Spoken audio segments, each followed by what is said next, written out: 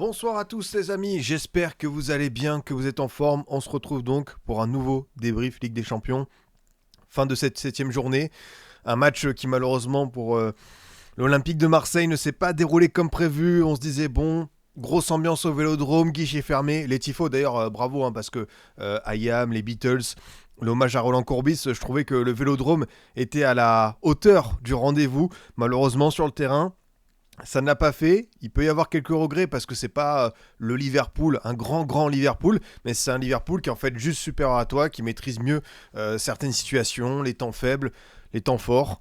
Et un peu de regret quand même côté Marseille de ne pas avoir réussi à emballer ce match parce que c'est, comme on dit, c'est sortir de ce genre de match sans avoir de regrets, c'est presque un sentiment pire parce que tu as eu ce début de deuxième période qui était pas mal, mais au global sur 90 minutes, tu n'as pas été à la hauteur du rendez-vous.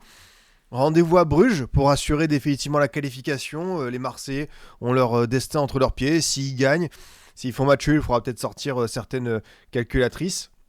Mais s'ils gagnent à Bruges en Belgique, Bruges qui doit pour le coup impérativement s'imposer pour faire partie des 24, je crois de mémoire. De toute façon, on ira voir, vous en faites pas, parce que c'est vrai qu'il restera une journée semaine prochaine, avec bien sûr ce grand multiplex, 18 matchs d'un coup. Ça va être assez assommant.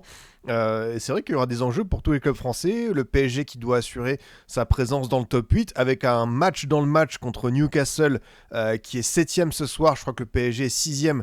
Donc vraiment, l'équipe qui gagne sera assurée d'être dans ce top 8. Et si tu fais match nul, peut-être que les deux sortiront de ce...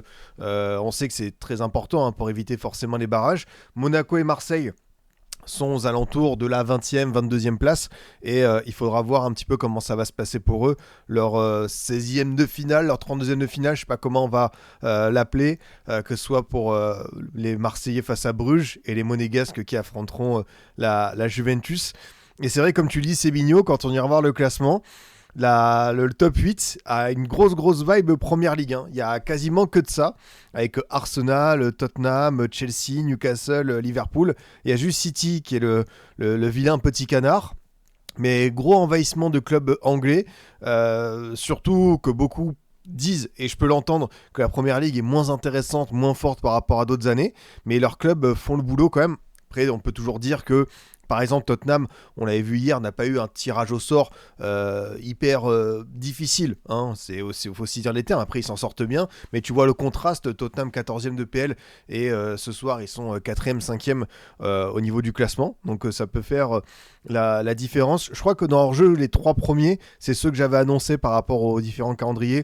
Arsenal, le Bayern et le Real. Donc on va voir comment ça va se passer pour ces différents protagonistes, la suite de l'aventure. Je crois que le Bayern ce soir a assuré aussi comme Arsenal sa présence dans le top 8.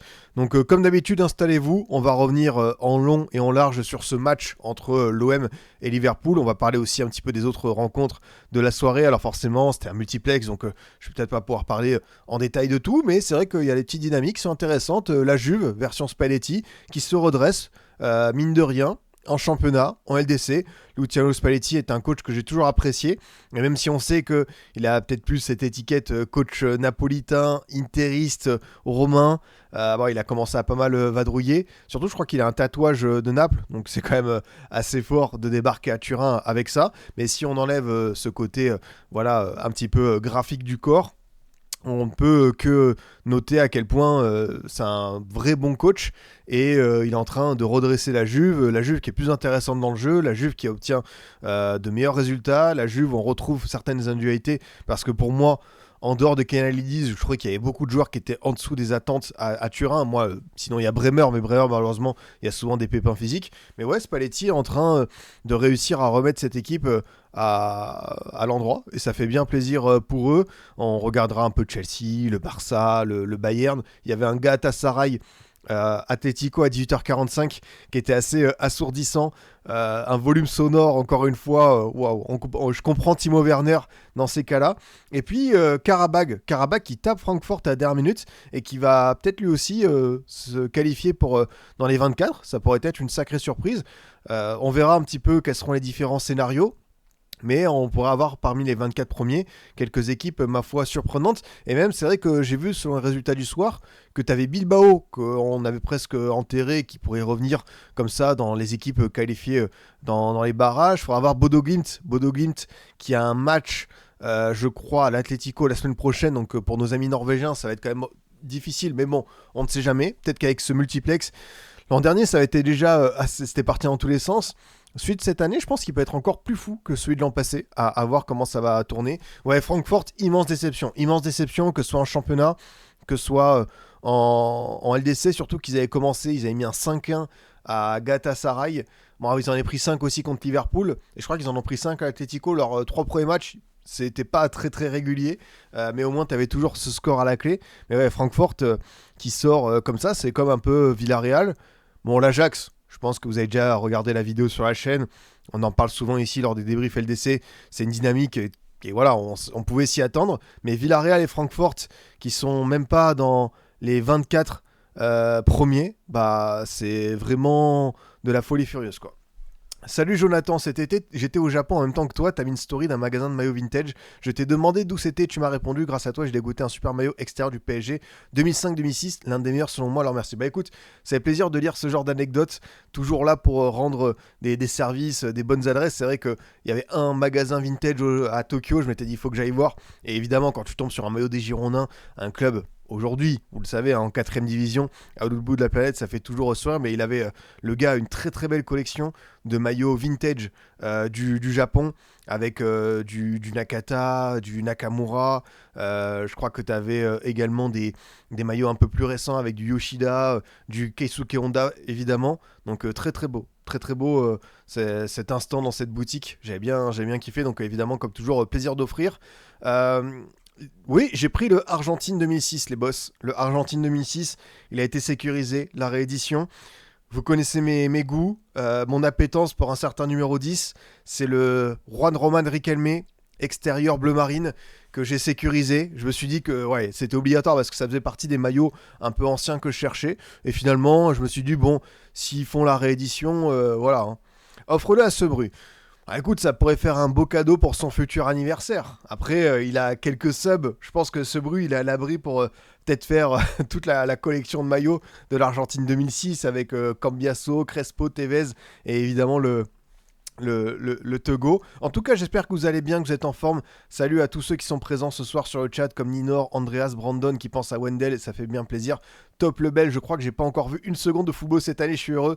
Ah ouais, c'est bien de pouvoir s'éloigner de ça, mais je crois que t'es supporter de Liverpool de mémoire, donc c'est vrai que la performance, elle a de quoi faire sourire. Ma foi, Savitar, merci beaucoup à Rifat pour le petit prime, et comme toujours, Soso Chat, la modératrice qui vous rappelle de vous abonner, de lâcher votre petit like si vous aimez les contenus, que ce soit en rediffusion sur YouTube ou également en podcast, comme toujours, le COP de Scipion, Apple, Deezer et Spotify. Ouais, donc une journée de Ligue des Champions que j'attendais franchement. Hier, voilà, à froid, 24 heures après, le PSG, il y a eu une défaite, mais c'est un scénario où j'ai revu certaines actions. C'est le genre de match, vous connaissez le dicton, hein, tu le refais 10 fois, je pense qu'ils le gagnent 9 fois. Enfin, ils sont tombés sur la malheureuse situation parce qu'ils ont quand même eu un paquet d'opportunités. Et c'est le PSG d'il y a un an et quelques semaines qui n'arrive pas à concrétiser, qui est extrêmement frustrant. Mais le Sporting s'en ressort très très bien. Déjà, le match contre l'OM, ça avait bien tourné avec le fameux carton rouge d'Emerson qui était bête, on peut le dire. Et le Sporting s'en sort bien. Bon, Real Monaco, il n'y a pas photo. Et j'en attendais quand même beaucoup de cette OM Liverpool parce que l'OM avait repris du poil de la bête. Alors oui, on va relativiser Bayeux, Angers, je le sais, mais tu as vu aussi ce très bon match en trophée des champions contre le PSG. Donc là, un adversaire, on va dire vraiment même top 5 européen, top 3, on peut même élever le curseur. Et contre ce Liverpool-là, qui se fait, on va pas dire balader, mais qui se fait rentrer dedans en première ligue, qui n'arrive pas à accrocher des victoires contre Leeds, contre Burnley, même contre Fulham, qui panique en fin de match, je me suis dit, bah écoute, gros rendez-vous au Vélodrome, c'est le moment de voir si l'OM a passé un cap. Pour moi, t'as de toute façon pas mal de rendez-vous qui sont très intéressants en ce moment pour les Marseillais. T'as Liverpool, t'as Bruges la semaine prochaine, t'as Lens samedi soir, donc c'est un peu l'instant de vérité à tous les étages pour cette équipe. Malheureusement, ça ne l'a pas fait. Rendez-vous manqué, un manque de panache, un manque d'audace, un plan de jeu qui était assez bizarre. Pas beaucoup de joueurs qui prenaient la profondeur. Je pense que Liverpool est une équipe qui peut laisser des espaces.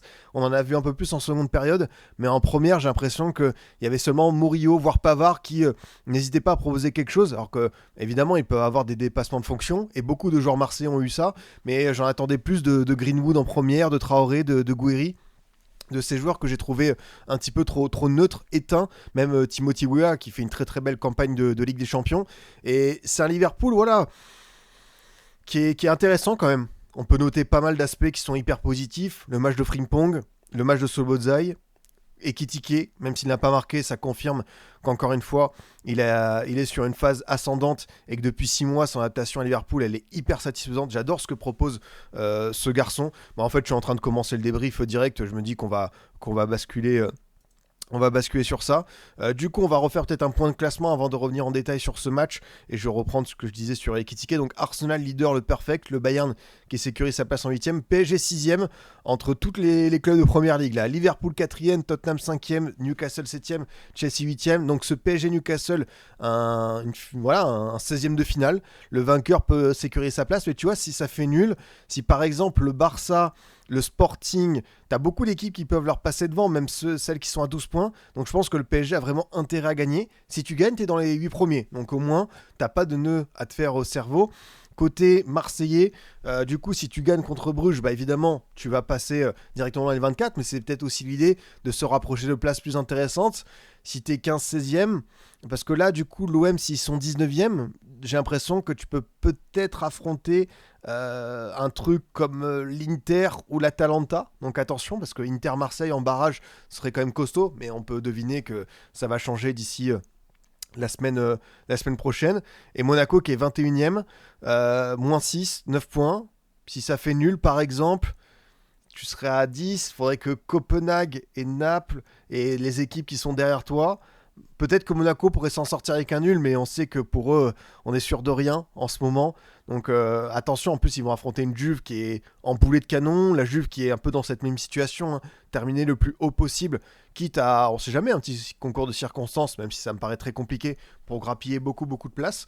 Ouais, tu vois, le Barça qui est 9ème, City qui est 11ème, Atlético qui est 12ème, t'as des équipes qui doivent occuper des places un peu plus importantes, quoi. Vu la différence de but, c'est 99,9% sûr d'être qualifié, mais bon, pas le but de finir 24ème. C'est exactement ça pour l'OM. Quand tu vois la différence de but, idéal serait quand même pas ce serait de terminer le plus haut possible. Après, on verra, hein, parce que ça se trouve, t'as les équipes qui vont chuter, du coup, tu peux affronter un truc bourbier.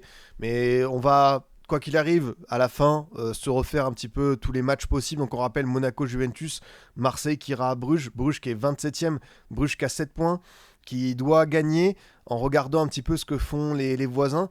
Tu vois, Naples, c'est quand même fou, Naples qui est 25ème. En vrai de vrai, il y a des déceptions, parce qu'on l'a commencé à le dire, hein, Villarreal, Francfort, Ajax dans un certain sens, Benfica qui a souvent été 8ème quart de finaliste, mais parmi toutes les équipes que je ne pouvais pas attendre dans cette zone dangereuse et se faire éliminer dès la phase de groupe, Naples, s'ils sortent la semaine prochaine, c'est un vrai fiasco pour moi, parce que j'en attendais beaucoup. Après, on connaît la malédiction d'Antonio Conte avec cette compétition, on va pas refaire l'histoire, Juve, Inter, Tottenham, même Chelsea, mais au bout d'un moment, même avec cette équipe, alors oui, je sais qu'il y a des blessés, il y a des joueurs importants qui ont manqué, Lukaku au début, De Bruyne ensuite, là c'est Neres, mais c'est pas normal que Naples joue avec le feu, et que Naples, par exemple, n'ait pas été capable de battre Copenhague, réduit à 10 depuis la 35e minute, quoi. Donc on va voir. Et de quoi, attends, juste même pour commencer peut-être à se projeter, Naples, ils affrontent qui? Naples affronte Chelsea. Naples affronte Chelsea qui doit sécuriser sa place dans les 8. Attention à ce qui va se passer du côté du stade Diego Armando Maradona. Ça peut être vraiment un des points très très chauds de ce big multiplex, parce que Naples, c'est pas du tout sûr. En fait, j'avais pas idée de qui pouvait affronter, mais là, tu me dis que c'est Chelsea, donc ça peut être très, très vite chaud, quoi. Barcelone, de son côté, c'est Copenhague. Le Sporting, c'est Bilbao qui peut aussi accrocher une place. Bah, tout à fait, ils sont 23e au moment où on parle. City, c'est à la maison contre Galatasaray qui est 17e, qui doit encore faire l'effort, mais je pense que ça va le faire quand même, qu'ils vont pas perdre autant de place, qu'ils vont être quand même qualifiés. Atlético, c'est donc contre Bodo Glimt. Ouais, on va se refaire un peu tous les derniers matchs, mais ça va être assez tendu, quoi. Barça, c'est honteux vu le tirage de ne pas être déjà garanti d'être dans les premiers. C'est vrai que le Barça, c'est une campagne de Ligue des Champions qui est un peu décevante pour l'instant, mais même s'il y a des lacunes dans cette équipe, encore une fois, qu'il faudra que Pedri et Rafinha et Yamal soient tous à 100% pour porter cette équipe, en plus d'avoir une ossature défensive qui tienne un peu plus. Faudra voir un petit peu comment cette équipe peut évoluer, parce que je pense que le Barça de mars-avril peut être quand même assez dangereux. Après, collectivement, je trouve que Arsenal, le Bayern, voire le PSG ont donné plus de garanties, mais on a vu le match contre Chelsea où ils perdent 3-0, ça peut être délicat, quoi. Si le PSG gagne, on est top 8 normalement. Oui, là, je vais pas sortir, mais si tu gagnes, tu mets Newcastle. Après, il faudrait, en vrai, c'est vrai que tu as beaucoup d'équipes qui sont à 13 points. Donc attention à la différence de but, mais le PSG a plus 10. Tu vois, il faudrait que le Barça mettre un gros carton à Copenhague, par exemple, pour te passer devant. City contre Galatasaray. Atletico pareil contre Bodo Glimt. Donc à chaque fois, il faut que tu surveilles les différences de but. Mais je pense que si tu gagnes, même sur un score minimaliste, ça va le faire à quasi 100%, quoi. Donc on va voir ce qui va se dérouler la semaine prochaine dans ce multiplex qui s'annonce, ma foi, assez savoureux. D'ailleurs, j'en profite pour vous dire qu'on sera en débrief juste après. Et le jeudi, souvenez-vous qu'il y a aussi ça, mais pour l'Europa League, pour la C3. Donc l'an dernier, on avait déjà fait ça. Je pense que je ferai un live débrief Europa League tranquille pour qu'on discute ensemble devant les 18 matchs. Enfin, 17 du coup, parce qu'il y a toujours les Young Boys où ça saute. Mais comme ça, tu vois, on s'amusera devant Lille, devant Lyon, qui doivent encore une fois assurer le top 8, et puis une certaine équipe de la Côte d'Azur, qui va peut-être faire le grand chelem. Demain soir, d'abord les Go Ahead Eagles, puis dans une semaine, Ludogorets. Hâte de voir ce que la bande à Jonathan Klaus et Melvin Bard nous réserve. Mais en attendant, il y avait un match du coup ce soir au Vélodrome, un Marseille qu'on attendait, qui, tu vois, ils ont dominé, hein. Enfin, ils ont dominé, non, mais tu te dis, bon, 15 tirs à 12, 4 cadrés partout, 57% de possession à 43, mais j'ai trouvé Liverpool supérieur, même en étant à 70-80%, parce que dans ce Liverpool-là, tout à l'heure, je vous parlais d'Ekitike, je suis tellement satisfait pour lui qu'il puisse être devenu cet attaquant poison par sa mobilité, par sa fluidité, par la manière où il va chercher vraiment le 1 contre 1, et puis des fois aussi le geste juste. C'est plus un joueur qui est dans le côté spectaculaire, mais bien plus dans l'efficacité. Et si être dans la réussite, ça passe par un dribble, il va le faire parce qu'il estime que c'est le bon geste. Par contre, ça peut être un bon décalage, une passe, un tir. Tu vois, il marque ce but hors jeu. Dommage. Le but pareil sur le poteau où il surgit très très bien devant le défenseur, où il coupe comme ça. Et il y a aussi des passes D, hein, franchement, pour Wirtz qui est trop tendre, qui je sais pas pourquoi il gamberge armé. T'as aussi cette occasion pour Salah, même s'il est hors jeu, il lui donne un super ballon d'un point de vue du centre. Donc Ekitike, voilà. Je pense qu'on va pas refaire l'histoire. Le PSG, Campos, qui ont eu la vision trop tôt, mais avoir raison trop tôt, encore une fois, c'est quoi qu'il arrive avoir tort. Donc on va pas se refaire des nœuds au cerveau. Ekitike était pas prêt pour cette étape. C'est dommage parce que c'est un rendez-vous manqué entre toutes les parties. Mais voilà, faut avancer dans la vie. Et ce qui s'est passé pour lui, le départ à Francfort, repasser par la Bundesliga, on sait que c'est un championnat encore plus l'Eintracht qui est extrêmement propice à ce type de joueur. Et ce qui est bien, c'est que je trouvais qu'Ekitike était intéressant dans ce côté longiligne et assez fin techniquement. Et je trouve que c'est vraiment devenu un joueur complet. C'est ça le terme en Allemagne. Même si, évidemment, on se demande toujours, est-ce que c'est un attaquant qui terminera plus tard quand il sera en pleine progression, tu sais, un mec capable de mettre des saisons à 45, 50 buts. Par exemple, tu vois, est-ce qu'il peut rejoindre la catégorie des Mbappé, des Kane, des Haaland? J'en suis pas sûr. Mais par rapport à ce qu'il fait sur ce front de l'attaque, c'est un peu comme un Bobby Firmino, quoi, de la grande époque. Un mec qui va être tellement généreux et qui va pouvoir, on va dire, occuper l'attention des défenseurs pour libérer des espaces pour Wirtz, Salah, voire Frimpong ou Szoboszlai, même McAllister dans une moindre mesure. Donc Ekitike, j'aime bien ce côté à la fois ce qui va dégager dans les 30 derniers mètres, mais c'est aussi le joueur collectivement qui me plaît. Donc c'est pour ça qu'évidemment, on espère que notre ami Didier Deschamps ne l'oubliera pas de le cocher dans sa liste pour la Coupe du Monde. Parce que c'est un profil qu'on n'a pas dans le roster de l'équipe de France, en plus, même si on sait qu'avec les Bleus, il a déjà évolué sur un côté. Moi, je le préfère dans l'axe, hein, évidemment, pour occuper encore une fois l'attention, pour se démultiplier. Mais dans un contexte international, j'ai hâte de le voir dans un gros tournoi, ce qu'il peut donner, surtout que c'est une saison où ça va aller tout droit. Enfin, t'as un mec comme Isaac qui va pas revenir, ça va être lui le numéro 9 de Liverpool à 100%. Donc, bien sûr, je suis d'accord, il peut encore faire mieux, il y a 2-3 gestes, être encore plus dans l'efficacité, comme je vous dis. Mais ce qu'il réussit à faire ce soir, enfin, Pavard, il a pas réussi, c'est dur à contenir avec Ekitike, quoi. Quand ce mec est en feu et en confiance, il transpire le football et l'envie de te faire mal, quoi. Et comme je vous le dis, Ekitike, il a été très très bon, mais à ses côtés, Wirtz, bah, c'est le Wirtz encore hyper timide, très 5 sur 10 depuis son arrivée à Liverpool. Alors peut-être que c'est un peu mieux sur la période récente, mais ce soir, je trouvais qu'il était assez emprunté. Il y a des gestes où je trouvais qu'il était quasiment nonchalant. Et alors Salah, enfin, Salah, on comprend pourquoi il a fait un passage sur le banc. Bon, là, t'as le retour de la CAN, physiquement sans doute émoussé, mais voilà, c'est plus le Salah. Même, je ne demande pas à ce qu'il termine ses actions comme cet extérieur où il s'est trompé, tu vois, dans la zone de pied. Mais même, tu vois, dans la qualité de passe et le fait d'être assez transparent, c'est un joueur qui en ce moment, il est un peu méconnaissable. Après, comme d'habitude, ça n'enlève en rien à ce que ce mec a pu accomplir pendant une dizaine d'années dans le foot européen, que ce soit à la Roma ou à Liverpool. Mais là, tu sens que c'est le crépuscule. Après, on sait qu'il y a des grands joueurs qui ont su se réinventer, qui ont su voilà, rebondir. On peut penser à la CAN de Sadio Mané, qui est un très bel exemple. Salah, je pense qu'il a peut-être cette capacité de réussir un tout petit peu à mieux terminer cette aventure à Liverpool. Mais là, oui, c'est un match où il a traversé un petit peu comme une ombre. Mais au-delà de ça, ouais, on a senti que c'était un Liverpool qui était quand même bien en jambes, qui a bien gambadé, parce que le plan de l'OM, quand je vous dis, il laissait autant d'espace. Après, il y a eu des gestes, genre la talonnade de Kondogbia, les pertes de balles, les fautes de Balerdi, les projections de Murillo et Pavard, qui laissent des espaces assez fous de temps en temps. Très particulier le plan de jeu de Zerbi ce soir. Je me demande ce qu'il voulait chercher à faire, apporter du surnombre dans le camp de Liverpool, proposer quelque chose en sens, mais au final, on n'a pas vu les attaquants de l'OM sur la première période.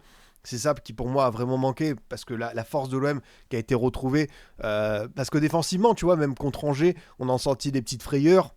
Là, ce qui était déterminant sur la bonne période récente, c'est d'avoir vraiment ce quatuor offensif, Guiri, Greenwood, Traoré, Weah, qui te propose bien de choses. Et puis je me suis dit, tu vois, dans ce contexte d'un Liverpool qui est friable en première ligue, tu vois, aller sur des courses, aller sur des changements de poste, intervertir, profondeur, ballon dans les pieds. Et après, il y a eu plein de situations où tu as eu aussi du déchet technique, des contrôles qui n'allaient pas, un manque de connexion. Et je sais pas, c'est vrai que ça fait pas mal de matchs. Et je parle même pas de l'ère de Zerbi, hein. Je parle vraiment de l'OM sur ces dernières années en Coupe d'Europe, où tu as des rendez-vous couperés comme ça, avec un public, un stade, une ambiance, un contexte où tu dois t'enflammer, où tu dois réussir à emballer la rencontre, que ce soit OM Feyenoord sous Sampaoli, l'OM Atalanta sous Gasset, ou même il y a quelques semaines, la retrouvaille avec l'Atalanta. C'est vrai que même on peut remonter à Tudor avec le fameux OM Tottenham, même si bon, tu as eu l'occasion de Kolasinac, c'était assez fou comme scénario. Ouais, j'ai un peu de regret. Après, tu te dis que tu regardes encore une cartouche avec le match de Bruges. Mais cet OM-là, pour moi, doit être en mesure de proposer plus. Et comme je vous dis, je trouve ça encore plus rageant de sortir de ce match. T'as pas de regret parce que t'as pas proposé quelque chose de plus incisif, quoi. Donc attention à ce type de rencontre où tu sens que t'es pas capable d'emmener le public avec toi. Et ouais, Pavard, ça fait pas mal de temps, pas mal de semaines où tu sens que il est pas dans le coup. En attendant le retour d'Aguerd à 100%, c'est vrai que c'était un match difficile pour lui, on peut le dire. Pas dans le coup, en plus il a ce carton jaune, un joueur de cet âge, avec ce vécu international, la bousculade sur Kerkez, il doit pas faire ça parce que c'est un carton jaune bête. Après, il sera suspendu pour le match de Bruges.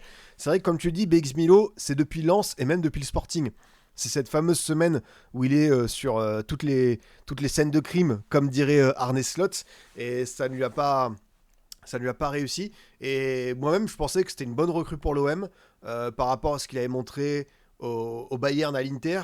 Je m'attendais pas à ce que ce soit le meilleur défenseur de Ligue 1, mais pour des retrouvailles avec le championnat de France et dans cet OM ambitieux, je me suis dit, ça, normalement, ça doit matcher. Et des fois, bah voilà, ça ne le fait pas. Donc, il y a l'option d'achat en fin de saison. Moi, je la lève pas. Enfin, je peux comprendre l'idée d'avoir un cadre, un joueur de cette envergure, mais à ce salaire-là, et surtout évidemment le niveau de performance comme ça, c'est pas possible. Vraiment, vraie déception pour le coup. Et à ses côtés, tu vois, il y a un Balerdi. Balerdi, c'est fou parce que ce match, il résume tellement son aventure marseillaise, à savoir plein de situations.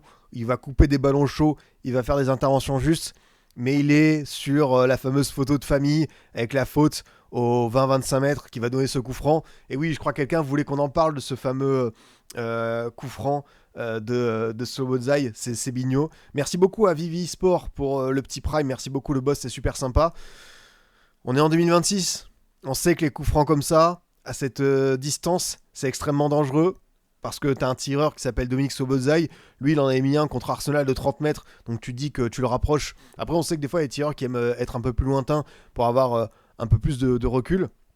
Mais voilà, cette tendance qui est apparue depuis pas mal d'années de mettre un joueur couché au sol, certains disent que c'est ridicule. Contre un mec contre Sobozai qui est malin, inspiré, qui est intelligent et qui a ce petit coup d'œil, il a vu qu'il n'y avait pas de joueur qui s'était mis au sol. Il se dit bon, bah écoutez, s'il y a une fenêtre de tir. Et c'est vrai que les coups francs comme ça à ras de terre, c'est très rare. C'est vrai qu'il y a des buts assez rares en ce moment qu'on ne voit pas d'habitude. On peut penser au lob de Dembélé. On sait qu'il y a une vingtaine d'années, dans les années 2000, voire 90, les lobs c'était beaucoup plus courant. Même les coups francs à ras de terre, j'ai souvenir de Ronaldinho contre le Werder Bremen avec le Barça. Celui-ci m'avait marqué quand j'étais jeune. Et à Bordeaux, j'en avais vu un. C'était Bruno Chéroux qui avait joué à Bordeaux. Déjà, je pense que c'est une information que beaucoup découvrent parce que Bruno Chéroux a fait pas mal de clubs. Il a fait une saison à Bordeaux. Et je crois qu'il en avait marqué un comme ça contre Monaco ou Rennes. Je crois que c'était Monaco. Coup franc à ras de terre. Et c'était une époque où ouais, tu mettais pas des joueurs comme ça parce que c'était pas la tendance. Et là, pour le coup, le coup franc à 22 mètres, t'as tout le monde qui saute. C'est clairement. Ah oui, Cristiano Ronaldo contre Neuer en plus récent. Bien vu les gars. Cristiano Bayern, je crois que c'est 2017, 2018 peut-être, à ce niveau-là. Donc bien vu les boss. Merci beaucoup à Florian Bach aussi pour le petit abonnement. Tu gères mon frérot. Donc c'est une erreur. C'est une erreur qui est grossière et qui t'amène ce premier but dans une première période où l'OM n'a malheureusement pas su exister et se connecter entre l'attaque et la défense. Et Kondogbia, Højbjerg qui tentent de commater les brèches, mais tu avais beaucoup de pertes de balles, tu avais beaucoup d'actions où Liverpool s'est retrouvé dans une situation de 4 contre 4, de 4 contre 3. Donc vraiment pas évident. Et au retour des vestiaires, j'ai trouvé que c'était mieux, tu vois, avec un Greenwood, parce que ça peut venir que de lui, parce que Gouiri était trop effacé. Je pense que Gouiri, il peut aussi un peu plus assumer. Ahmed Jean Traoré, qui est un joueur pareil, un vrai dynamiteur, tu aurais dû le mettre un peu plus en situation. Après, par exemple, l'action où tu vois qu'il obtient à 1-0 pour Liverpool, où tu as Greenwood qui le sert et il reprend sans contrôle. Le contrôle à ce moment-là, il est périlleux et je comprends qu'il tire en première intention. J'en veux pas à mettre Junior Traoré, mais c'est dommage parce que t'as pas eu assez d'opportunités. Oui, t'as cette frappe de Gouiri en première période qu'Alisson repousse et en plus elle a un peu dévié par Kerkez, donc elle a été traître au niveau de la trajectoire soudaine. T'as Greenwood qui a tenté aussi, Alisson qui a fait son match, qui en a repoussé certaines à la fin sur Aubameyang. Et voilà, le réveil marseillais était trop tard et ils ont pas su mettre les petits ingrédients supplémentaires. Et alors l'action du deuxième but, le démarrage de Frimpong, ok, on a Asafa Powell, je dis pas ça parce que je porte une veste de la Jamaïque, mais Asafa Powell boosté, qui a déposé littéralement, je crois que c'est Paixao, avant de faire ce centre dévié contre son camp. Est-ce que c'est Rouli, est-ce que c'est Medina? Je pense que l'UEFA nous le dira. Mais Frimpong, c'est bien parce que je trouvais que c'était une recrue qui collait totalement avec l'ADN de Liverpool. Il est arrivé, il a été blessé. Il est utilisé en tant que latéral droit, parfois en tant que piston, mais ça rappelle à quel point c'est un joueur qui donne beaucoup. Franchement, c'est un dragster. Enfin, quand il accélère, la capacité de ce mec à te faire mal, et, enfin, c'est une sorte de grand pont qu'il a fait sur Paixao. Enfin, il est dévastateur, quoi. Surtout que c'est très audacieux de le faire dans la surface comme ça et que le ballon ne sorte pas, donc le mec a le temps de redresser le ballon et de provoquer ce but. Donc l'action elle est assez choquante et à la fin Gakpo qui va de son petit but Mais bon, il faudra voir sur la différence de but. Ça n'a pas trop joué en ta défaveur sur la dynamique parce que l'OM, c'est ça, revient à 0 de différence. Qu'est-ce qu'on peut retenir? C'est comme je vous dis, c'est le Liverpool que je vois très souvent chaque week-end. Et dédicace, je sais qu'il y a souvent des personnes qui m'écoutent en rediff sur YouTube qui me font des gros points sur la saison de Liverpool. Je trouve que c'est quand même un club qui traverse une période bizarre, trouble, mais que tu as plein de motifs d'espoir pour l'avenir. Tu as de la jeunesse, tu as des cadres. Il faut juste réussir à faire entre guillemets le tri. Est-ce que tu peux continuer avec Salah, qui pour poursuivre avec Van Dijk? Est-ce que ce sera Konaté? Est-ce que c'est un autre défenseur que tu vas aller chercher? Un petit peu réussir à trouver ce nouveau groupe de 18 joueurs ultra compétitifs, mais on se rend compte que ouais, il y a un vrai talent fou. Enfin, le milieu de terrain McAllister, Gravenberch, Szoboszlai, enfin, sur le papier, ça envoie quoi. Je pense que c'est top 5 Europe très facilement, surtout vu le niveau qu'a retrouvé Szoboszlai, même si c'est vrai qu'il a commencé très fort la saison, même quand Liverpool a été dans un moment difficile, les 9 défaites sur les 12 matchs, ça c'est une série vraiment apocalyptique, mais c'était le seul qui sortait la tête de l'eau. Après lui aussi, il y a eu ce moment un peu plus de doute, je sais pas si vous avez vu, mais une action en Coupe d'Angleterre, je crois que c'est contre Barnsley, où il a fait comme Kondogbia, sauf que cette talonnade c'était dans sa surface et l'attaquant de D4 il a intercepté, il a marqué. Donc bon, c'est même si Liverpool s'est imposé facilement, c'est le genre de geste un peu trop facile qui plaisent pas du tout au coach. Mais en attendant que Wirtz retrouve sa pleine mesure, est-ce que ce sera avec Arne Slot ou un certain entraîneur basque qui vient d'être limogé à Madrid? Je pense que j'ai pas besoin de vous faire un dessin.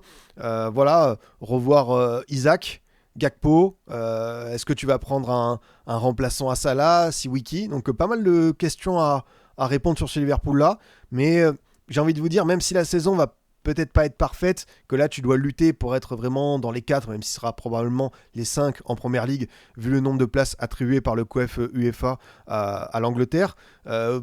Quel rôle dans cette Ligue des Champions? Liverpool n'est pas dans les 3 favoris qu'on distingue depuis pas mal de temps, Bayern, PSG, Arsenal, peut-être dans un chapeau 2 avec le Real, avec le Barça, ça peut être peut-être leur destinée cette saison, mais voilà, si tu joues à fond sur la LDC, c'est toujours dangereux, mais on connaît leur rapport avec cette compétition, et ça peut être évidemment une équipe redoutable dans ce sens, enfin, à voir dans 2 mois où est-ce qu'ils en seront, s'ils assurent le top 8. Mais ouais, je suis curieux de voir comment cette équipe va continuer à évoluer avec Arne Slot. Ah, Rakpo, ouais. C'est vrai que la prononciation à la néerlandaise, elle fait bien quoi.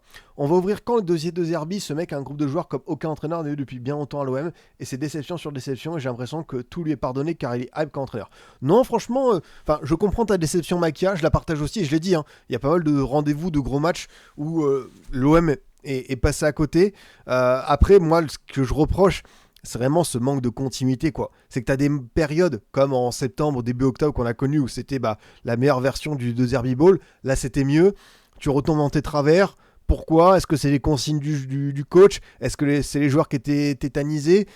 Je me pose toujours plein d'interrogations sur ce que vaut finalement De Zerbi. Pour moi, c'est un coach qui s'adapte à son adversaire, qui a un plan identifié, qui a, c'est vrai, tu as raison de le dire, un matériel assez inédit dans l'histoire récente de l'OM.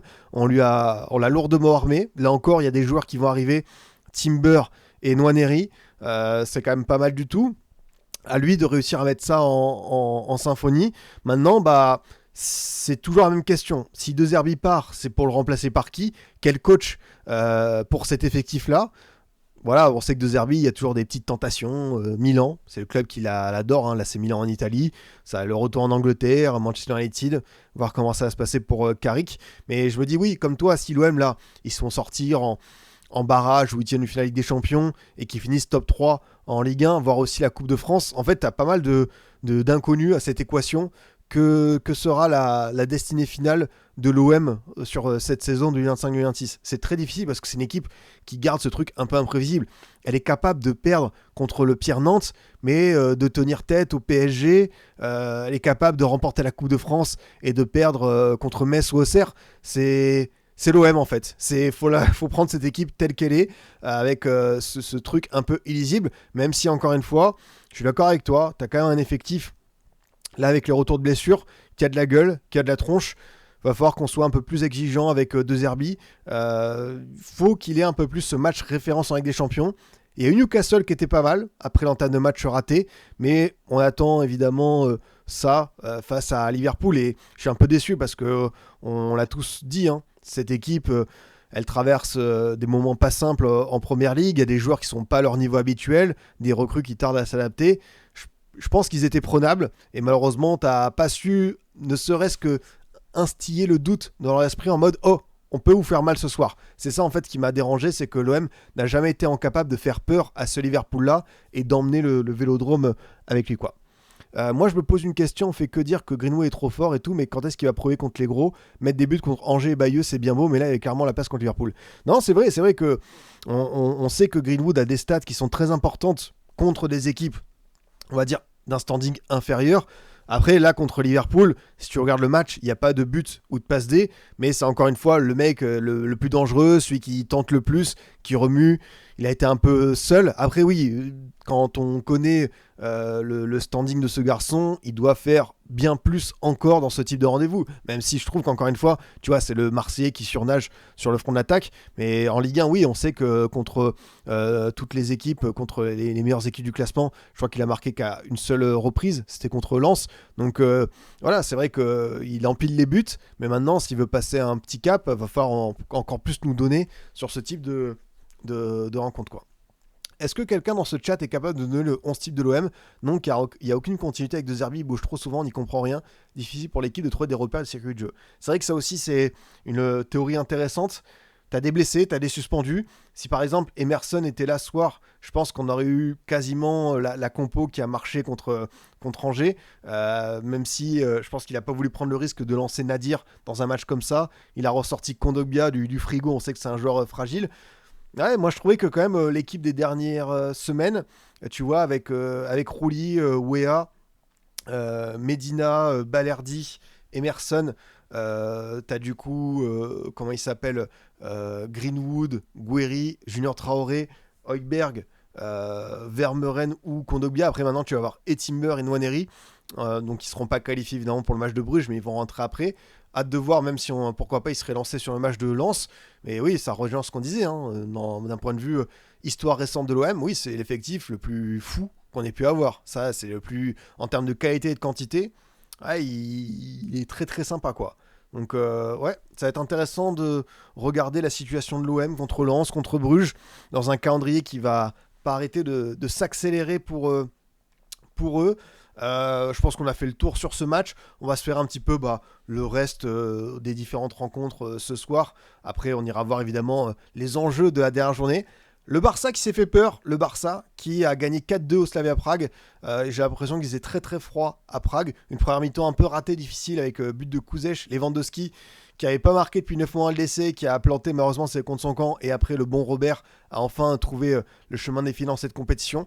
Doublé de Fermin Lopez qui confirme qu'il a quand même des stats très intéressantes pour un joueur de ce registre à ce poste, même si pareil, hein, il peut encore faire mieux, un peu plus s'affiner à l'image de Dani Olmo dans les petits espaces. D'ailleurs, le but de Dani Olmo, je vous invite à aller le voir, chapeau. Franchement, le but, la frappe, elle part comme ça, vroom, directement vers la lucarne. Et Dani Olmo, mine de rien, des fois un peu super sub, il rentre, il fait ses petites différences comme ça, il marque de jolis buts. Attention, je crois que Pedri est sorti blessé.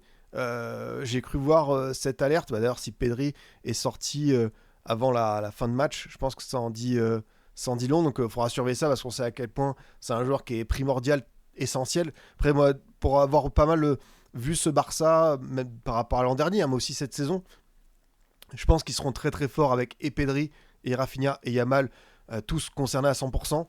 Là, attention, peut-être aux prochaines semaines, surveiller sa situation. Mais ouais, l'attentisme défensif, notamment sur les coups de pied arrêtés, c'est pas normal. Pour moi, Olmo, c'est Michel Bastos espagnol. Grand respect à Michel Bastos. Vrai bon joueur, pas un crack intersidéral, mais un vrai bon joueur de Ligue 1. Lille, Lyon, après il a fait la Roma, il a fait Schalke. Donc même il a eu des sélections avec le Brésil, je crois, notre bon Michel de mémoire. Je me demande s'il fait pas une Coupe du Monde même. Est-ce qu'il fait pas la Coupe du Monde 2010, le bon Bastos? Bastos, 10 sélections, hop. Fait voir qu'à international. joue pour le Brésil en match amical. Ça, c'est vraiment la stat la plus Michel Bastos de l'histoire. Il inscrit son premier but face au Zimbabwe en match amical, juste avant le mondial, d'une frappe en pleine lucarne. Sa frappe a été mesurée à 139 km/h. Voilà, vous lisez cette description, vous savez quel joueur c'était. Dunga l'utilise en tant que défenseur gauche, qui était son poste de prédilection, donc retenu dans la liste des 23. Il a participé aux 5 matchs. Donc voilà, Bastos était dans cette liste, quoi. Michel Bastos ou Gervinho, tu prends qui?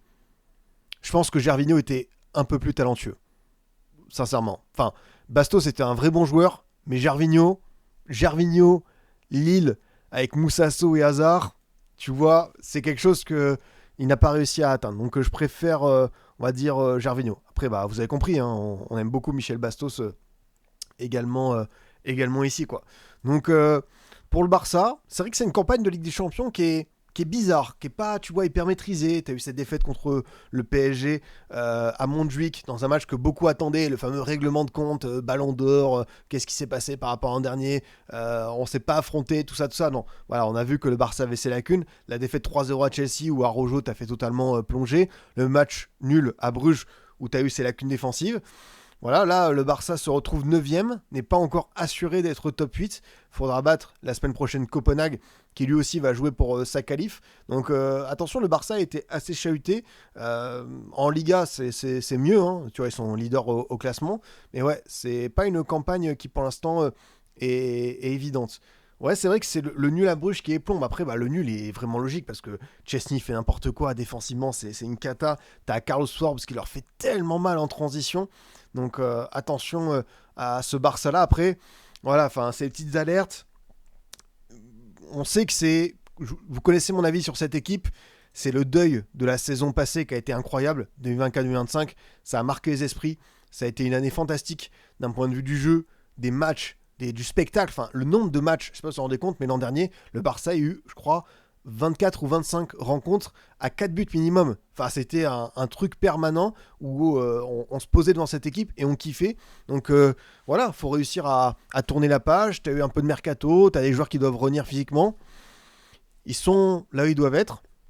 Qualifiés en Coupe du Roi, contrairement à leur grand rival, le Real. Supercoupe d'Espagne, premier trophée validé. Leader de Liga. S'ils font pas les cons, normalement, ils sont parmi les 8 premiers en Europe. Alors oui, je suis d'accord avec vous, il y a des signes d'inquiétude, mais attention à pas tomber dans le catastrophisme ambiant à chaque fois qu'il y a une équipe qui fait une contre-performance ou quoi. Pas dire que, voilà, ça, je peux comprendre, hein, je parle en tant que neutre, donc les supporters, tu parles avec ta passion, t'es frustré, mais ce Barça-là n'est pas ignoble, il n'est pas à jeter à la poubelle, non, il y a quand même des satisfactions. Il faut juste, encore une fois, régler quelques trucs. Après, malheureusement... Bon, bah, ces fameuses solutions et cette correction apportée, on sait, ça se situe au niveau de la ligne défensive, les petites blessures qui te gênent, et surtout, ouais, la philosophie de Flick. Mais je pense qu'ils vont continuer comme ça, donc faudra voir. Il y a Araujo à Chelsea aussi. Bah, c'est vrai que tu as Araujo qui pète un plomb, tu as aussi Torres qui a une opportunité en or pour égaliser dès la 6e, 7e minute. Donc, ouais, attention pour ça, quoi. Et c'est vrai que vous avez pris 13 buts en 7 matchs. C'est quand même beaucoup, hein. C'est vrai que là, pour le coup, c'est un bilan qui peut un petit peu interpeller, quoi. Bah, tu vois, Dortmund, 19 buts, 15 encaissés. Ça, c'est vraiment nos Borussen, quoi. Aïe, aïe. Du coup, autre équipe qui, comme Arsenal, a assuré sa qualification, va sans doute terminer top 2. Donc, le Bayern et Arsenal vont probablement s'éviter, très probablement même, s'éviter jusqu'à la finale. Vous savez que le premier et le deuxième sont séparés dans les deux parties de tableau.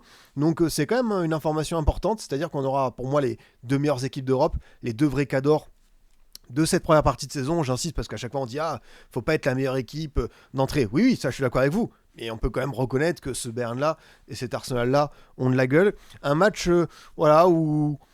Ils ont attendu un bon moment avant d'ouvrir le score. Retour des vestiaires par Kane avec encore une fois une passe d'aide d'Olysée. Olysée qui en est à 6 passes D sur ce début d'année 2026. Je crois qu'il a dépassé la barre des... Il est impliqué sur plus de 30 buts déjà cette saison. C'est un fou, c'est un monstre. Très content pour lui, pareil, dans ce qu'il continue à montrer. Alors certains vont dire, oui, encore une fois, c'est la Bundes. Oui, je suis d'accord, mais il le fait aussi en Ligue des Champions. Et c'est en train de devenir un joueur très complet par la créativité, par la vision de jeu, par la passe, par la finition. Attention à ce qu'il va faire à la Coupe du Monde. il doit être déjà un des patrons de l'équipe de France par rapport à ce qu'il montre au Bayern et même son vécu en bleu. Donc le mondial, ça va déjà être un beau tournant dans sa jeune carrière. Pour le Bayern qui a perdu Kim, qui a pris un carton rouge à la 60e, un deuxième jaune, qui a coupé une attaque de Bruges, un mec qui filait au but. Donc voilà, même en étant sur un aspect au petit trot, bah, ça gagne quand même. Du coup, tu as Harry Kane qui a 7 buts, c'est ça, en termes de classement, qui a 4 unités d'Mbappé, qui a vraiment pris une grosse distance. Donc ouais, ce Bayern qui n'a subi qu'une défaite cette saison, c'était contre justement Arsenal. Voilà, c'est toujours ma question, c'est de chaque côté. Hein. Pourquoi les sortir? Ça va pas être évident. Ouais, non, Olysée, pour moi, il sera titulaire. Quand tu vois le temps de jeu que Deschamps lui a accordé, que ce soit en 10 ou à droite, ouais, je suis d'accord avec vous. Dans l'esprit, il doit reprendre un petit peu le rôle d'un Griezmann. Après, bah, remplacer Griezmann par rapport à tout ce qu'il a apporté en équipe de France, ça, même on peut penser au Griezmann, tacleur, milieu de terrain de la Coupe du Monde U22, c'est pas simple, hein, c'est une grosse responsabilité, mais dans le style de joueur et dans celui qui a les clés, c'est vrai que tu as Cherki également, un Désiré Doué. Je sais que Désiré Doué, il traverse, enfin, c'est pas sa meilleure période, mais voilà, encore une fois, dans le foot, ça peut aller très vite et il suffit d'un match, un déclic pour que ça revienne bien. Il faut juste qu'il purifie son jeu et qu'il arrête ses petites bêtises de jeunes. Merci beaucoup aux Zipitinho qui est d'habitude sur YouTube. Merci, ça fait bien plaisir. Bayern, c'est fou d'être un club aussi grand et d'avoir zéro buzz sur toutes les saisons. Après, je peux comprendre. Enfin, le truc du buzz, ça dépend des communautés. Et les communautés, on sait à quoi ça correspond. C'est beaucoup de Barça, beaucoup de Real, les 3 gros clubs français. Et après, le reste des communautés sont un petit peu éparpillées. Enfin, tu vas avoir des belles communautés des clubs anglais. Arsenal, Chelsea, Liverpool, United. City, t'en as beaucoup moins, tu vois, par exemple. En Italie, tu as plus une communauté interiste. Je connais quelques supporters de la Roma, par exemple, mais ils sont pas légion. Mais c'est vrai qu'à côté, bah, il fait forcément de ce qui se passe en Espagne, ou comme tu dis, du PSG. Et voilà, après, le Bayern, t'imagines ce que ça représente comme club. C'est tellement historique à l'échelle nationale, en Ligue des Champions. Et un club qui a quand même su se réinventer, faut le dire, avec Vincent Kompany.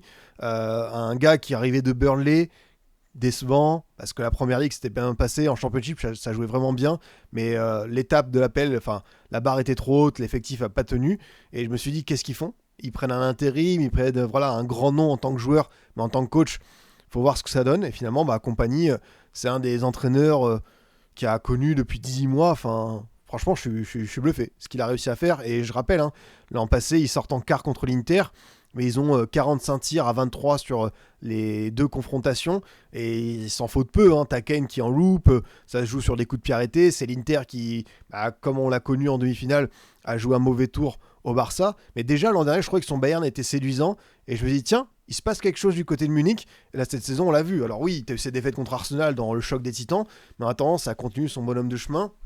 Et puis petit à petit, voilà, t'as les retours d'Alphonso Davies, t'as Moussiala qui est resté sur le banc. Je pense qu'avec le carton rouge de Minjae, ça a joué la sécurité. Mais voilà, petit à petit, tu récupères tes joueurs qui sont des fous furieux. Upamecano n'était pas là ce soir, je crois qu'il était malade de mémoire.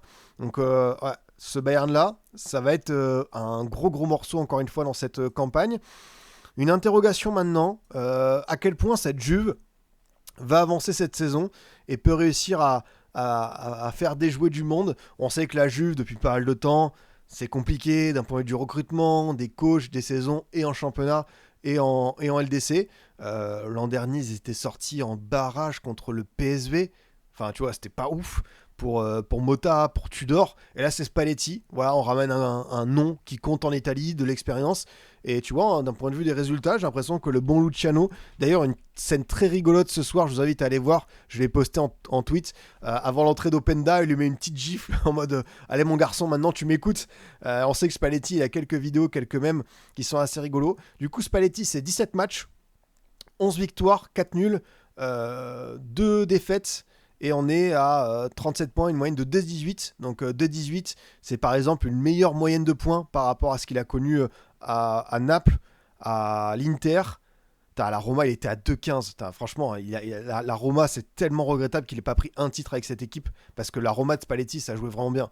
Je parle de l'époque évidemment 2016-2017, mais même moi celle que j'ai connue, c'est là où j'ai vraiment eu un coup de cœur pour ce club, de 2005 à 2009, avec le milieu de terrain De Rossi, Aquilani, Pizarro, Perrotta, joueur très sous-coté aujourd'hui, Perrotta dont on ne parle plus, mais qui était un vrai bon milieu de terrain, et ils n'ont pas pris de titre, ça s'est joué à pas grand-chose, mais vraiment c'était une marque de fabrique, la Roma de Spalletti, c'était quelque chose de beau à avoir joué. Et là, tu vois, il a déjà une meilleure moyenne de points que tout ce qu'on vient de citer. Donc c'est quand même beau pour lui. Hein. Franchement, c'est assez propre. Tac tac, 30 buts marqués, 11 encaissés. Les défaites, c'est contre Naples et contre Cagliari. Mais le week-end dernier, je sais pas si vous avez vu, mais c'était un peu match football manager, quoi. 30 tirs à 3, évidemment, sur les 3 seuls tirs Cagliari a marqué. Donc Spalletti, qui redresse petit à petit cette équipe qui connaît bien plus de succès. C'est vraiment une bonne nouvelle pour eux parce qu'on veut toujours voir une Juve dominante. Ça fait partie, pareil, comme on le disait pour le Bayern, des gros noms un peu dominants du foot européen. La Juve, c'est synonyme d'excellence et la Juve ne peut pas se contenter d'être quatrième en Serie A où là ils sont 15e en LDC. Pour moi, la Juve, ça va être top 8, ça doit être à la lutte pour le titre et chaque saison. Donc à voir si Spalletti va pouvoir enfin remettre cette équipe là où elle doit figurer. Mais ouais, Khéphren Thuram, il a dit, hein, il en attend bien plus. Même Weston McKennie qui traverse une belle période.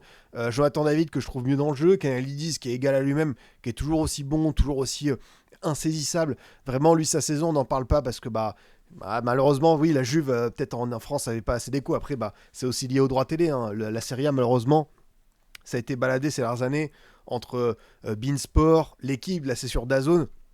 Mais c'est un championnat qui mérite bien plus d'exposition, quoi. Ouais, Pavlidis qui a raté un penalty à 2-0, je crois que c'était à 85e. Donc pour le Benfica de Mourinho, c'était peut-être l'occasion de recoller. Surtout que Benfica pouvait être une de ces équipes surprises après avoir perdu ses 4 premiers matchs. Pourquoi pas se qualifier en remportant les 4 suivants. Bon, là, ça va peut-être être malheureusement mission impossible. Benfica qui est 29e, 6 points, moins de 4 de différence. Alors oui, ils peuvent passer devant pas mal d'équipes, mais le problème, c'est que la semaine prochaine, c'est le Real. Le Real qui doit quand même faire le job pour assurer sa place dans le top 8. Puis en plus, maintenant, Carvalho est arrivé. Il y a beaucoup de joueurs qui veulent se montrer, prouver qu'ils sont là pour le coach, pour le club, sécuriser leur place dans le 11. Donc ça va pas être simple pour les benfiquistes et sinon non la Juve ouais franchement ça me plaît bien ce qui se passe en ce moment, même Lol Kelly, tu vois, Lol Kelly quand elle est arrivée l'an dernier je crois que c'était très limité, je trouve qu'il commence de plus en plus à faire de belles apparitions. Miretti en 10, c'est bien de l'avoir installé là parce que c'est un vrai bon jeune et il n'a pas eu souvent cette continuité à la Juve. Après t'as toujours cette question du 9 parce que vous savez que Vlahovic est blessé pour encore pas mal de temps, Openda n'a vraiment pas donné satisfaction, David pareil, c'est un peu limité. Du coup, ils ont essayé de faire Mateta, mais je crois que ça bloque avec Crystal Palace. Maintenant, il y a En-Nesyri en plan B du Fenerbahçe. Ça fait pas rêver En-Nesyri. Je préférais presque plus miser sur Mateta, mais peut-être que ce sera trop cher au niveau de la formule. En tout cas, c'est bien de pouvoir mettre en avant cette équipe qui fait le job. Et sous Spalletti, il y a vraiment un gros rythme. Hein. Franchement, ils sont pas loin, je pense, de recoller pour le titre de Serie A. Alors attends, la Juve, du coup, qui la semaine prochaine va à Monaco. Donc en plus, il y a Naples. Il y a Naples qui arrive. La Juve qui est 5e. C'est vrai que tu as la Roma qui a repris un bon petit rythme. La Roma qui gagne beaucoup contre les équipes hors top 6, on va dire, italien, mais qui derrière galère contre les gros. Tu as Naples, Milan et Inter. C'est vrai que pour le titre, ça va être trop juste. Il y a 10 points d'écart entre l'Inter et la Juve. Mais être top 4, en tout cas, voir la Juve comme ça en position de chasseur pour la Roma et Naples, c'est tout sauf un cadeau. Et quand même le com de Fabregas avec un superbe Nico Paz qui est la 6e. De toute façon, comme ça sent l'équipe Conference League ou Europa League pour cette saison. Je sais pas si vous êtes d'accord avec moi. En-Nesyri, c'est acté. Ok. J'ai peur quand tu te retrouves avec 3 attaquants qui se tirent la bourre mais qui sont pas des cracks, des Fiori classés. Donc attention pour les Turinois. Évidemment, Pavlidis, le malheureux qui a glissé sur le penalty, j'ai vu vos messages, c'est terrible. Surtout que Pavlidis, c'est un attaquant que j'aime beaucoup et ça m'a fait de la peine de le voir comme ça galérer. Donc ouais, je voulais faire ce petit focus sur la Juve parce qu'en ce moment, ça se passe bien. Peut-être que je ferai un format court sur ça parce que j'aime bien Spalletti, même si évidemment, il mange aux 4 coins de l'Italie, il part. Après, c'est sûr, c'est chouette de connaître la vie romaine, la vie de Naples, la vie milanaise, la vie turinoise désormais et la vie de la sélection. Voilà, c'est vrai que même lui, il a connu aussi le Zénith Saint-Pétersbourg. Ah, attends, c'est quoi sa carrière exactement à Spalletti? C'est intéressant.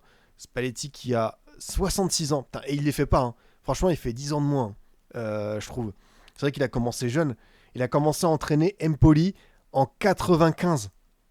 Ça fait 30 ans qu'il entraîne le Bougre. Il a fait la Sampdoria, il a fait Venise, Udine, Ancona, Re-Udine, et après ça, il arrive à la Roma, le Zénith. Et évidemment, quand on parle de Spalletti, une petite pensée pour celui qui me bat allègrement quand il s'agit de collectionner les maillots, hein. Franchement, on est jaloux, hein. La collection de maillots de la part de tonton Spalletti, elle l'envoie, hein. Ah là, il a tout le mur interiste. Bon, après, il y a des flocages qui sont un peu douteux, hein. Cédric qui a été à Baldé, Vecino, Ranocchia, je me battrai pas pour ça. Et bon, là, tu regardes Chicharito, Mascherano, Joko, Rivaldo. Là, je devine un vrai beau maillot. Gomez, Messi, Hamzik, Kaka, Cafu, Dzeko, Di Natale, Suazo, Quagliarella, Bellotti, Kaka. Petit flocage en cyrillique. Adebayor, Tony, Recoba, Pogba, Insigne, Batista, Roni. Ouais, c'est beau, hein. Et aussi du R9. Alors franchement, c'est la collection de Spalletti. Ça fait partie des choses que j'aimerais voir un peu dans ma vie, comme le fameux musée de Loulou Nicolin à Montpellier. On enchaîne avec Chelsea. Chelsea, score minimal contre Paphos. Après grosse domination, hein, 18 tirs à 3, 7 cadrés contre 2, 68% de possession. Paphos qui malheureusement a laissé David Luiz sur le banc. Le retour à Stamford Bridge de l'enfant prodige. Et écoutez, Paphos qui va, je crois, sortir. Ouais, 6 points, ça me paraît compliqué. Paphos, c'est quoi leur dernier match? C'est Slavia Prague. Le Slavia qui est déjà éliminé. Paphos, s'ils gagnent, ils sont à 9 points. Faudra voir ce que font les équipes à 8. La différence de but, peut-être comparé par rapport à Monaco, ils pourraient passer devant. Après, c'est vraiment des calculs assez élaborés. Mais franchement, ils auront montré un beau visage pour cette campagne de Ligue des Champions. Ils n'ont pas été ridicules. Et au global, quand on parle de tous ces petits poussés, Paphos qui a pris des victoires, qui a gagné contre Villarreal, Karabag qui en a fait tomber, qui a fait match nul à la maison contre Chelsea, qui a longtemps résisté contre Naples, qui va sans doute se qualifier par les 24, Bodo Glimt qui a fait tomber City, qui a obtenu de vrais bons résultats, le Kairat Almaty, tu vois, qui a terminé dernier, qui s'est fait rouler dessus par mal d'équipes, mais finalement pour eux c'était la découverte de la LDC, et ils ont su aller chercher un point. Donc voilà, on se dit souvent dans cette nouvelle formule avec des champions, oui, je suis d'accord, il y a trop de matchs, ça c'est un débat, mais l'autre proposition, c'est aussi se dire, c'est quoi ces trucs de hipsters que vous ramenez? Et moi je suis content parce que pour moi, la Ligue des Champions, c'est la Coupe d'Europe de tous les pays et que des équipes comme ça puissent y accéder. Après, le truc aussi, la réflexion, c'est est-ce qu'un truc kazakh où tu as 14, c'est 12 000 km de distance entre Lisbonne et Astana et le Kazakhstan, c'est pas un petit peu disproportionné? Ça, je peux l'entendre, mais voilà, ces équipes-là n'auront pas été ridicules. Après, ouais, c'est vrai que le bus, ça se sent pour nos amis de Paphos, avec aussi Orzic, le Croate, qui a mis un superbe but contre le Bayern. Donc, d'ailleurs, je crois que Celades, ancien Bordelais de Valence, qui entraîne désormais, je crois que l'entraîneur de Paphos est parti entraîner en Russie. Il s'est fait remarquer. Donc voilà, il a profité de cette belle campagne pour aller prendre un chèque. Je crois que c'est le Spartak Moscou. Donc, bravo à lui. Et Chelsea qui s'impose avec un but de Caicedo. On revoit pas mal de Français, hein. Badiachil, Fofana en défense centrale, Gusto à droite. Il n'y avait pas Disasi, il manquait que lui, en attendant peut-être un certain Jérémy Jacquet. Après, ça parle pas mal, c'est d'une formule avec un prêt. Il serait prêté jusqu'à Rennes, jusqu'à la fin de saison, à voir pour la suite.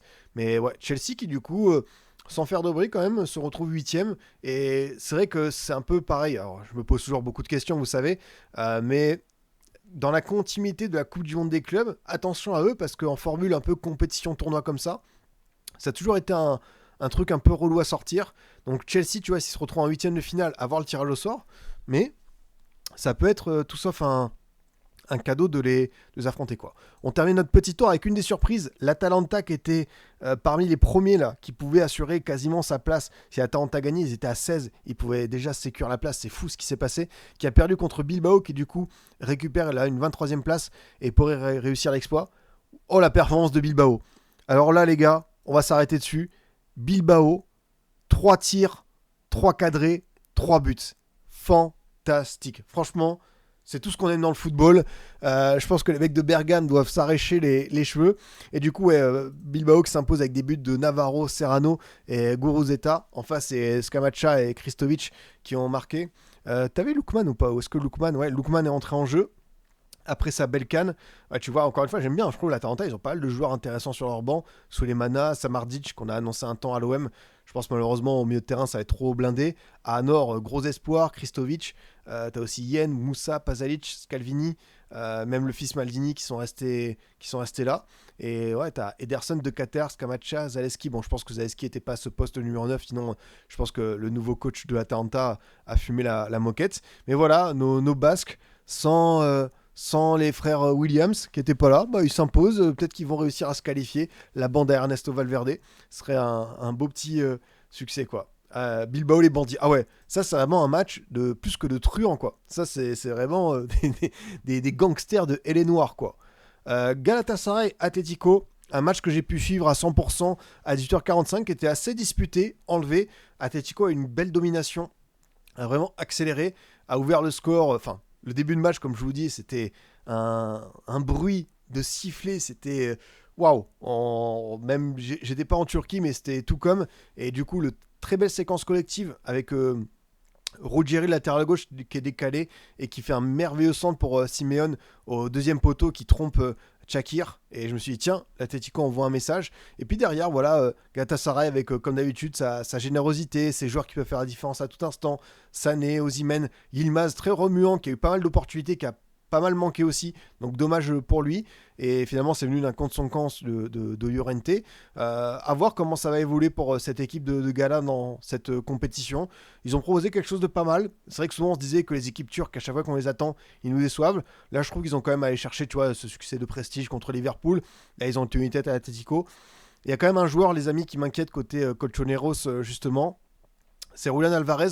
Je pense qu'ici, on est tous fans d'Alvarez, mais j'ai l'impression qu'en termes de stats et surtout de performance, parce que les stats, bon, c'est quelque chose, mais si le joueur était dynamique, tu vois, c'est qu'un seul but depuis le 5 octobre en Liga. C'est quand même une série qui est folle, hein. Surtout que c'est un joueur qui a continué à enchaîner à Alaves, Sociedad, Oviedo, Levante, donc il y a eu du temps de jeu assez important. La Ligue des Champions, c'est 4 buts en 6 matchs. Mais je crois qu'il a marqué un triplé, si je ne m'abuse. Non, il a marqué contre le PSV quand même il y a un mois. Il a aussi marqué contre l'Inter, contre l'Union. Donc là, c'est un peu mieux. Mais ouais, un Alvarez que je trouve assez méconnaissable.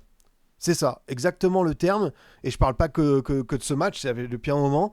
Est-ce que c'est les fameuses rumeurs qu'il envoie au Barça avec un transfert qui doit intervenir l'après Lewandowski et ça commence à se faire? Ça déjoue. Attention parce que voilà, il y a quand même des beaux accomplissements à aller chercher avec Atlético. Faut voir la Coupe du Roi, faut voir la Liga, la Ligue des Champions, toujours ce rôle d'outsider. C'est pour moi le joueur emblématique de cette équipe, c'est lui qui doit porter ses camarades vers le haut. Et pour l'instant, depuis pas mal de temps, il assume plus ce statut. Donc très bizarre ce qui se passe pour Alvarez du côté des Colchoneros. Après, ce que je vous dis, c'est un joueur qu'on apprécie tous. On se souvient de ce qui s'est passé, le triplé contre le Real. Et à certains matchs, on s'est dit, mais c'est quoi ce mec? Enfin, c'est le meilleur attaquant du monde. Enfin, ce qu'il réussit à accomplir, c'est juste fou. Et là, je sais pas.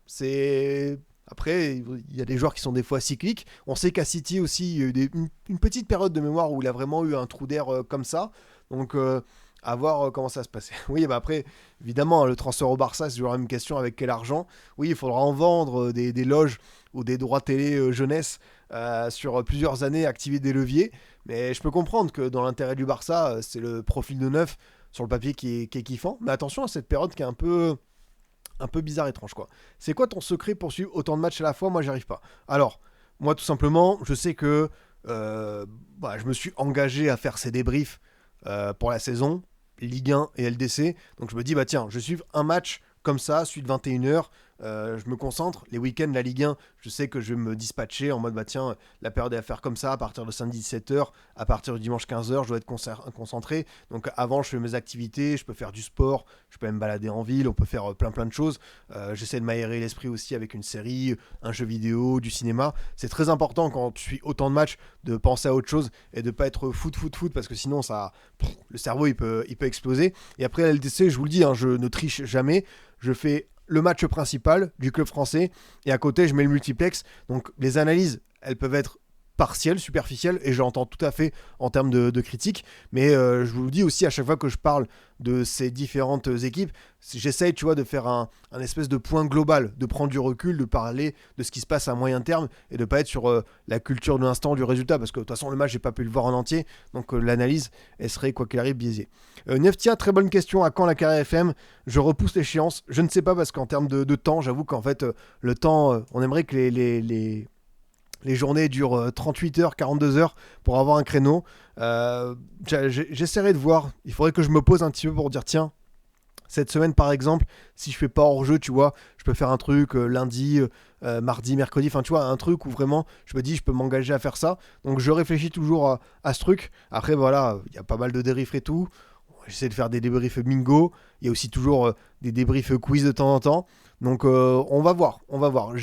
Moi-même, j'aimerais réussir à poser un jour une nouvelle carrière FM parce que c'est quand même la distraction ultime. Et même pour tout vous dire, c'est pas que pour vous ou que en live, c'est que même FM28, enfin FM26, FM28, je suis pas dans le futur, mais FM26, j'ai installé, mais j'ai rien lancé comme game, quoi. C'est juste que j'ai pas eu le temps, quoi.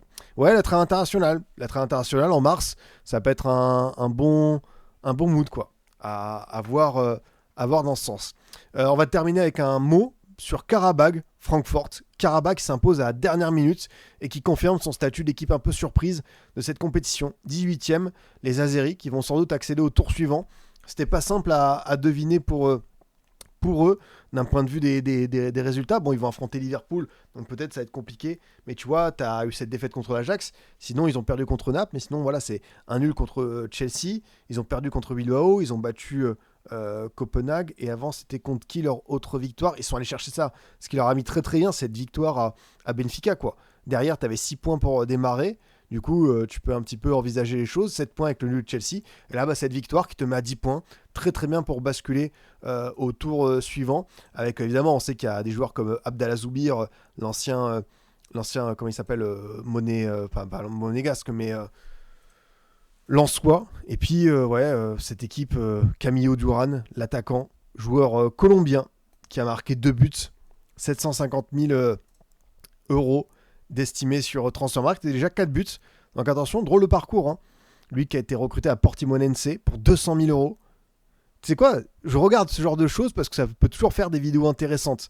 Medellin, Flamengo, Lusitania, Portimonense, Karabag. Il est avec les U20 colombiens. Peut-être que c'est une carrière qui va l'emmener jusqu'à c'est une saison qui va l'emmener jusqu'à la Coupe du Monde. J'ai pas vu le doigt de Frimpong. Attendez, est-ce que c'est choquant ou pas comme image? Ça va sauter ou pas? Hop. Ah oui. Hop. Bah tiens, Frimpong qui se fait un petit plaisir comme ça. Je sais pas à qui il envoyait ce message. S'il y a un mec qui le chambrait. Ça c'est assez particulier de la part du bon Jérémy. Mais ouais, du coup, Karabag qui saute une mauvaise équipe de Francfort. Hein, c'est terrible parce qu'en plus Francfort était revenu. Chanuzun, penalty de Fares Shaibi. Et quand tu vois la compo, Hans Nargnov, Ritsu Doan, Shkiri, Golarsson, t'as quand même des noms. Après derrière, bon, Arthur Théâtre, j'ai jamais été trop fan à 100%. Robin Koch, Collins, tu fais rentrer Shaibi, Baoya, Godze. Bon, t'as pas Kalimundo qui est arrivé. Mais ouais, très très bizarre la saison de Francfort. D'ailleurs, leur coach Dino Topmüller a quitté ses fonctions. Il a décidé d'un accord commun de quitter le club. Francfort qui est 7ème en Bundesliga. C'était parmi mes équipes à suivre cette saison. Et j'avoue que je suis déçu et de leur perf en Bundes et de ce qu'ils font en LDC. Donc semaine prochaine, récession de Tottenham qui vont devoir sécuriser le top 8. Eux, c'est fini pour eux. Donc sans doute une compo en roue libre. Donc voilà, on a terminé cette 7ème journée. Donc on va un peu plus se projeter sur ce qui nous attend la semaine prochaine. Peut-être que je vais essayer de mettre un classement juste à côté, comme ça pour plus s'éparpiller et voir un petit peu les différents enjeux. Donc on va y aller pour le programme de la semaine prochaine. Hop, peut-être prendre un petit coup d'eau avant de tout vous annoncer parce que je pense que ça va être costaud.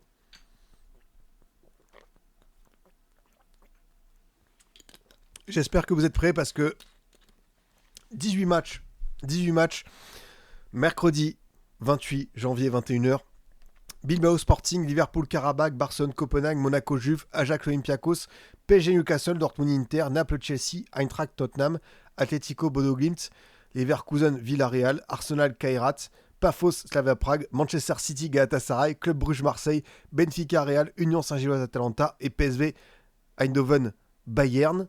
Ouf, c'est chaud. En vrai, l'an dernier, il n'y a pas eu de match genre de grosses affiches. T'as pas un big match comme un Arsenal Bayern ou un Liverpool Real, mais t'as quand même ce PSG Newcastle qui est très intéressant avec en plus les enjeux qu'on connaît. Le PSG 6e ou 7e du coup, 6e et Newcastle 7e, donc vraiment le vainqueur est dans le top 8. L'autre, je pense qu'il va sortir. Dortmund Inter, pareil, hein.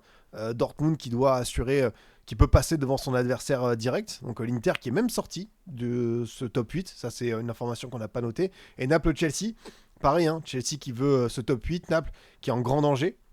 Donc attention. Et après, pas mal de matchs où on verra des enjeux. Bruges-Marseille, pareil, hein. Bruges doit absolument gagner pour se qualifier. Marseille pour être dans les 24 et surtout être plus proche, on va dire, de la 8e que de la 24e place. Voilà, Monaco-Juve, pareil pour notre club français, même si c'est une période difficile, on va quand même espérer qu'ils accrochent les barrages parce que d'ici un mois, tu auras eu du mercato, tu auras peut-être eu quelques changements, donc il faut quand même serrer les dents. Ouais, City-Gala, c'est vrai que aussi dans le contexte des Citizens qui enchaînent tellement de matchs, ça va être intéressant de voir comment ils vont se comporter. Et non, franchement, ça va être bien. À Arsenal-Caira, tu vois, le choc des extrêmes. T'as quand même sur la dernière journée le premier contre le dernier. Et Arsenal qui va peut-être être la première équipe à faire ce fameux run parfait. 8 matchs, 8 victoires. Ouais, le Real version Arbeloa qui doit encore prouver. Non, t'as nos différents clubs anglais, tu vois, qui doivent assurer. Tottenham, Chelsea. Ça va être intéressant. Donc, rendez-vous mercredi soir pour ce verdict qui s'annonce, ma foi, assez succulent. Ton prono pour PSG Newcastle, connaissant les difficultés de Newcastle extérieur, on l'avait vu au Vélodrome, et Paris s'est raté une fois, ils peuvent aussi se tromper une autre fois, mais je pense que quand même, ils vont faire le job, le PSG, ce sera peut-être pas une victoire éclatante, mais je pense qu'ils vont dominer ce Newcastle. Après, en fait, les gars, et bien sûr, en fait, il y a un match qu'on a oublié d'évoquer. Je me rends compte, c'est le Newcastle PSV Eindhoven. Newcastle qui s'est imposé 3-0 contre les Néerlandais avec un but de Wissa. Content pour lui qui l'enchaîne bien avec cette grosse blessure. Il a raté la CAN pour se concentrer sur son retour d'absence avec les Magpies. But de Gordon qui en est, je crois, à 6 buts en 7 matchs de LDC et Harvey Barnes. Donc cette équipe Newcastle où je pense qu'on est tous pareils, hein. On aime bien cet effectif avec cette bagarre, le milieu de terrain, Guimarães, Sandro Tonali, Joelinton. C'est les inamovibles, les joueurs qui restent quoi qu'il arrive. Ça, c'est vraiment une marque de fabrique pour Eddie Howe.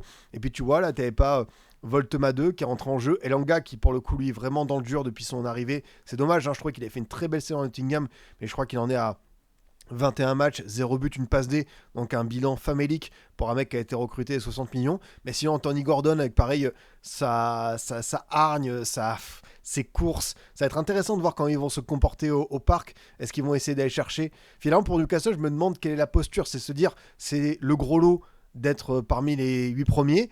On se dit que bon, pour nous, c'est déjà très bien d'être dans les 24, les barragistes. À voir un petit peu s'ils vont être relâchés au parc. En tout cas, voilà, c'est une équipe où je te rends compte, même Lewis Hall, il a atteint un très très bon niveau. C'est un des tout meilleurs latéraux gauche de PL, je trouve. Malik Thio, Botman. Voilà, sur le banc, tu as quand même Elanga, Willock, Voltema 2, Ramsey, Millet.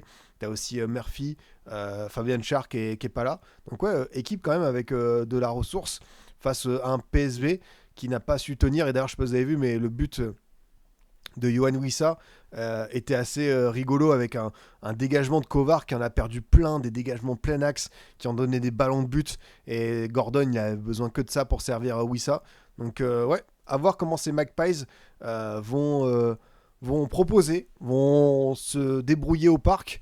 Un petit peu... si t'es en mode roue libre, mais dans le sens positif, pas grand chose à perdre, ça peut être dangereux pour le PSG, parce que pour le PSG, c'est la pression, tu vois, le PSG qui sort du top 8, alors qu'ils y étaient, qu'ils avaient tout bien fait jusque-là, malgré l'accro contre le Bayern, ouais, là, ce serait vraiment une contre-performance. Pour Newcastle, ce serait pas forcément une immense déception de les voir sortir des 8. Donc attention à voir ça.